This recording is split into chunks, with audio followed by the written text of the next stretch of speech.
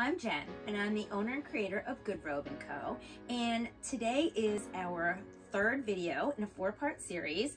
We're talking about the style audit, and there are 3 steps to the style audit. Today we're going to talk about step 2, which is your closet cleanup. So people will say, oh, do a closet clean out, but nobody tells you how to do it. And there's actually a trick to make it go a little bit faster.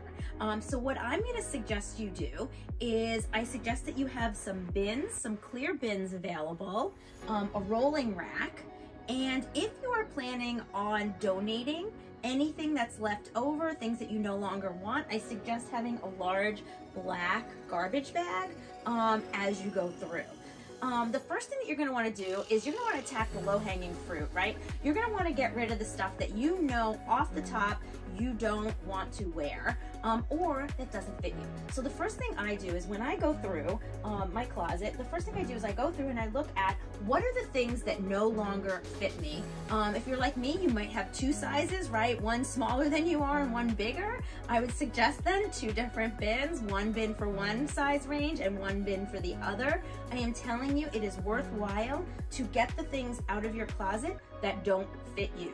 All it's doing is causing some noise. You can take all the things that are the different sizes, they'll already be set. You can even label it if you're crazy like I am, what sizes they are, so that if you do fluctuate, you know how to grab it.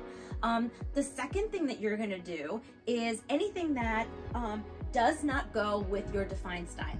Right? You're also then going to have the things. So after you kind of remove the things that don't fit, the things that no longer suit you, and then you have the things that you know right off the bat you're keeping, right? You wear them all the time.